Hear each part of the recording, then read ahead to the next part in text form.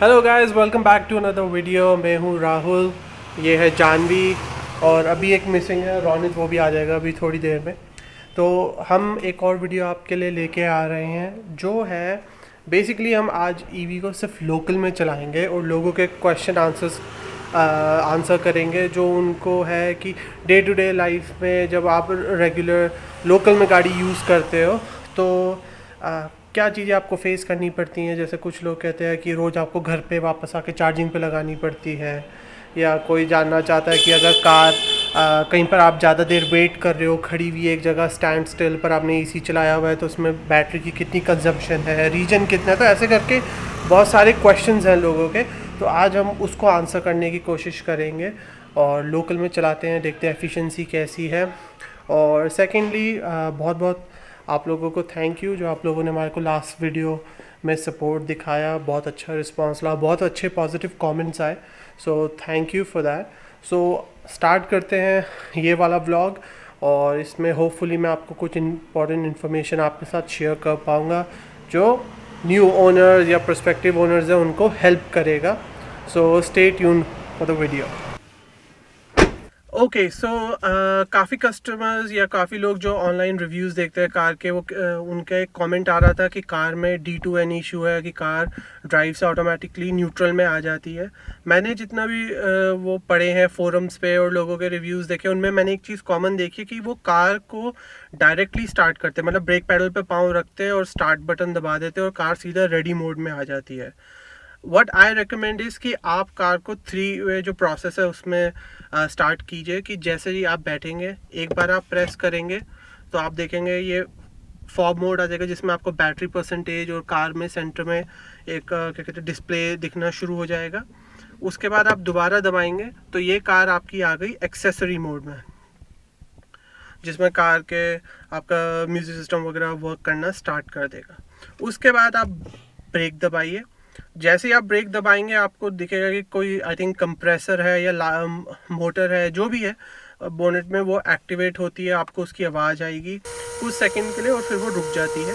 और उसके बाद आप इसको जो फाइनल प्रोसेस है जिसमें आप इसको रेडी मोड में डालिए।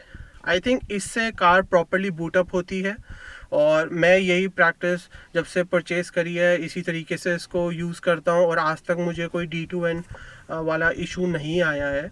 सो हो सकता है कि इसकी वजह से हो, नहीं भी हो सकता, बट एक ये सेफ़ प्रैक्टिस है जो मैं सबको रेकमेंड करता हूँ कि आप मैक्सिमम टाइम पे इसको ऐसे यूज़ करिए और आपको कोई एरर वगैरह जैसे मुझे नहीं आज तक आया, आई डोंट थिंक आपको भी कोई इसमें एरर फेस करने की कोई इशू आएगा। सो ये एक टिप है जो आप लोग यूज़ कर सकते हैं। ओके गाइस, सो व्लॉग स्टार्ट करने से पहले एक क्विक डिस्क्लेमर। आई नो कि बहुत सारे कमेंट्स आने वाले हैं कि प्लास्टिक उतारी है सीट से। आई थिंक मैंने पिछले वीडियो में भी बोला था, हमारे घर पे अभी रेनोवेशन चल रही है, जैसे ही रेनोवेशन ख़त्म हो जाएगी हम इसको उतार देंगे, क्योंकि कई बार काफ़ी सामान लाना पड़ता है, तो उस चीज़ के लिए भी यूज़ होती है। तो इसलिए अभी जितना प्रोटेक्ट कर सकते हैं प्रोटेक्ट करें, तो हम इसको जैसी रेनोवेशन ख़त्म होती है सीट कवर से प्लास्टिक उतार देंगे।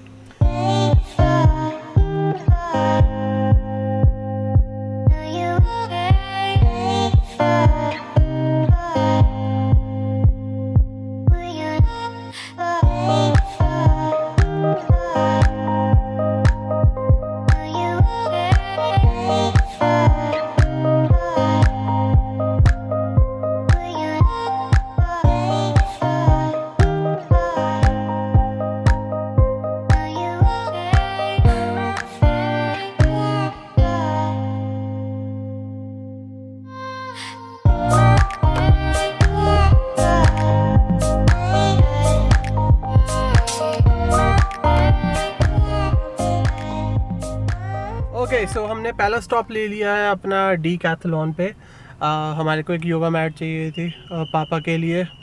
आई थिंक वो ओमिक्रॉन है, क्या ओमिक्रॉन है ना? ओमिक्रॉन। हाँ, जब से ओमिक्रॉन आया उनको टेंशन है कि एक और लॉकडाउन लगेगा, तो वो पहले ही तैयारी कर रहे हैं। दूसरा ये भी हो सकता है कि हमें एक कमेंट आया था जिसमें वो कह रहे थे कि आप लड़के हो या लड़की। हाँ? तो हाँ, मेरे को कमेंट आया था। Oh my God. अब उसने पता नहीं कौन सी दाढ़ी वाली लड़की देखी है, बेचारे पे मुझे बहुत तरस आया कि दाढ़ी वाली लड़की देख रहा है। तो भैया हम लड़के ही हैं। अगर आपको कहीं दाढ़ी वाली लड़की मिलती है अपने शहर में तो आप भैया स्कैम हो गया उसके साथ, स्कैम हो गया आपके साथ बहुत ज्यादा। हाँ कुछ भी भेज रहे हैं लोगों को आजकल। आपको लड़की बोल के दाढ़ी वाला लड़का दे दिया या फिर तो अभी हम 1 किलोमीटर चले, सॉरी 1% हमारी बैटरी कंज्यूम हुई है जिसमें हम 1.7 किलोमीटर चले हैं। थोड़ा हमें ये देखना पड़ेगा कि देहरादून में थोड़ा कंजम्पशन हाई रहेगा क्योंकि एक तरफ को चढ़ाई रहती है।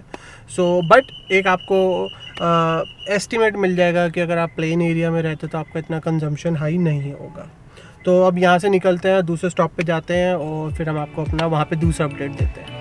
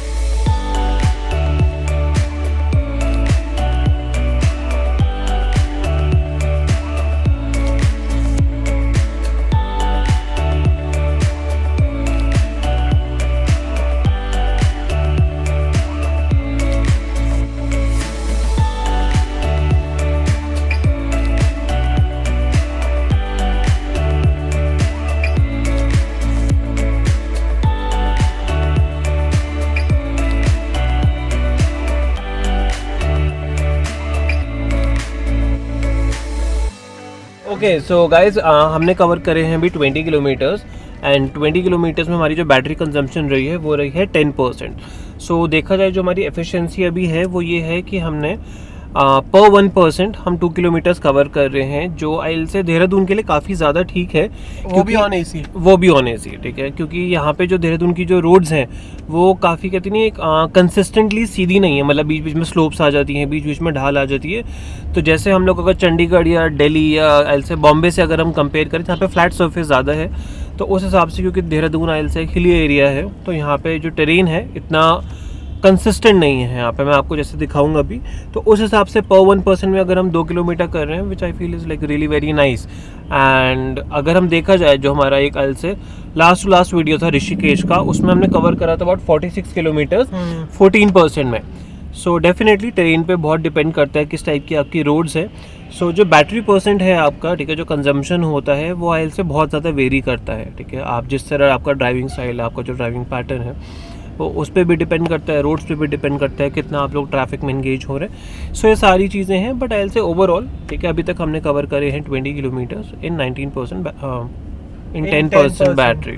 और अगर आपकी उसमें वॉट आवर्स जो है, जैसे हमारे में आई थिंक हम शॉर्ट डाल देंगे, आई थिंक 150 या 154 था। यूजुअली लोकल में अगर 129 दिखा रहा है या 134 दिखा रहा है तो वो ठीक है, इतना लोकल में रहता है, चाहे आप किसी भी सिटी में हो, तो इतना अगर आपको वो कंजम्पशन दिखा रहा है वॉट आवर तो वो रीज़नेबल है। हाईवेज पे जब आप जाएंगे, जब आप स्टडी पैडल को रखेंगे तब जाके वो 2 डिजिट्स में आ जाता है, 70 से 90 के बीच में वो वेरी करता रहता है। और एक फन फैक्ट आपको बताएं कि जब कार 100% चार्ज होती है उस टाइम जब आप कार चलाएंगे तो रीजन नहीं होगा।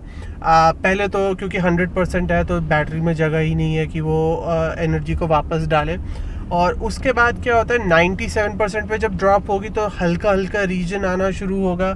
95% पे जब बैटरी ड्रॉप हो जाती है तब आपको प्रॉपर रीजन फील होना शुरू होगा। उसके तब तक एटलीस्ट वो 5% तक, तब तक अगर आप एक्सेलरेटर छोड़ेंगे तो कार बिल्कुल ही मतलब कोस्ट करेगी, जैसे न्यूट्रल पे अगर हम कार को डाल देते तो वो वैसे चलती है। तो आई थिंक ये कॉमन चीज़ है। टेस्ला में भी अगर आप देखेंगे सेम चीज़ है, 100% पे रीजन नहीं होती है। प्लस जब बैटरी पैक ज़्यादा ठंडा होता है तो टेस्ला में तब भी वो रीजन नहीं करती है। तो वो चीज़ हमने देखा होगा, अभी टेम्परेचर इतना ड्रॉप नहीं हो रहा है यहाँ पे, कि जब यहाँ पे देहरादून में या कहीं हम कोल्डर और क्लाइमेट में जाएंगे तो कितना टाइम लगता है रीजन को स्टार्ट होने में, या कितना ड्रॉप होती है बैटरी ठंड में। तो वो भी एक हम नेक्स्ट टाइम के लिए चैलेंज याद रखेंगे। सो अब हम जाते हैं अपनी नेक्स्ट डेस्टिनेशन में और फिर हम आपको वहाँ पे जाके अपडेट देंगे।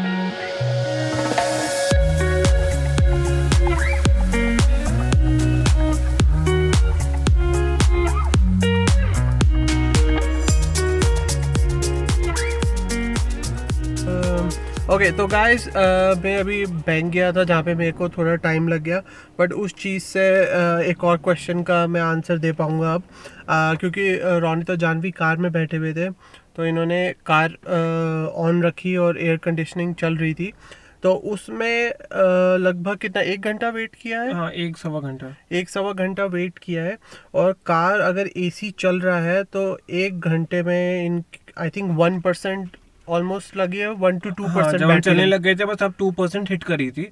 हाँ, तो 1 घंटा अगर आप नॉन स्टॉप एसी चला के रखते हैं तो उसमें आपकी 1 to 2% बैटरी लगती है।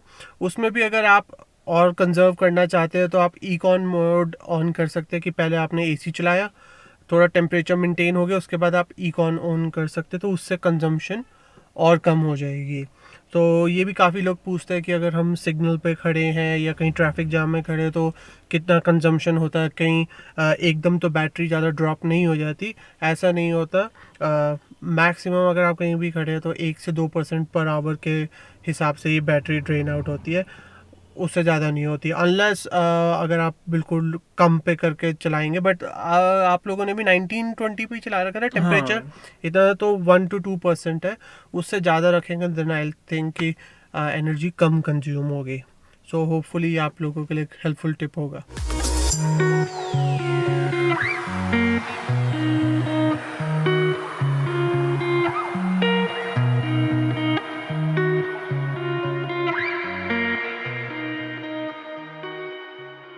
और हमारा सिटी टूर कंप्लीट हो गया है। तो हमने कार चलाई ऑलमोस्ट 50 किलोमीटर्स, और 50 किलोमीटर्स कार को चलाने में जो बैटरी कंज्यूम हुई है वो 21% बैटरी कंज्यूम हुई है, जिसमें से 1% हम ले लेते हैं क्योंकि कार काफ़ी देर आइडल पे खड़ी रही थी। जब मैं बैंक में गया था तो उस टाइम एसी वगैरह चल रहा था, तो 1% वहाँ पे हमारी 1 घंटे में वो बैटरी कंज्यूम हो गई थी।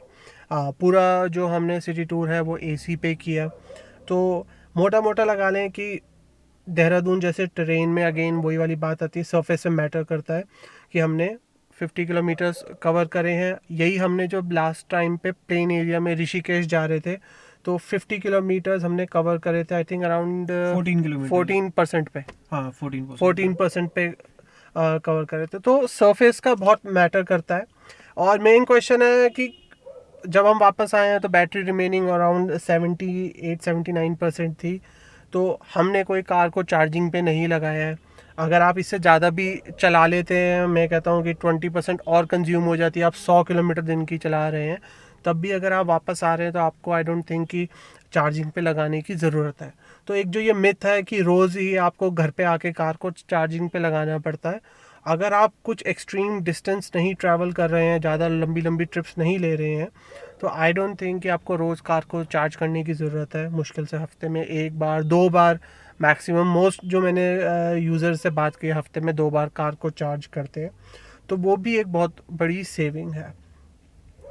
सो ओवरऑल बढ़िया रहा लोकल में। एक तो कार साइलेंट बहुत है, तो ट्रैफिक में सबसे बड़ा एडवांटेज ये रहता है कि भले कितना भी शोर हो, इतनी आवाज़ कार के अंदर नहीं आती। वो मुझे नेक्सॉन ईवी का बहुत प्लस पॉइंट लगता है। तो होपफुली आपको ये वीडियो पसंद आया होगा। अगले वीडियो में शायद हमारा एक वारंटी का जो काम था जिसमें हमारे को रियर व्यू मिरर चेंज कराना था वो हम करा सकते हैं। वो नहीं तो कोई और कहीं पर हम ट्रिप लेंगे, वो हम आपको अपडेट करते रहेंगे। बट ओवरऑल आप लोग जो सपोर्ट दिखा रहे हैं चैनल पे वो बहुत ही इंकरेजिंग है, and we thank you a lot for that. Please continue supporting us, और चैनल को ज़रूर सब्सक्राइब करिए। और हम पूरी कोशिश करेंगे एज अ कम्युनिटी कि ईवी के बारे में अवेयरनेस स्प्रेड करें और ईवी का अडॉप्शन बढ़ाएं, चाहे 2 व्हीलर में हो 4 व्हीलर में हो। तो उस जो एक मिशन है वो हम अपना पूरा करेंगे। So again thank you for watching and thank you for supporting our channel.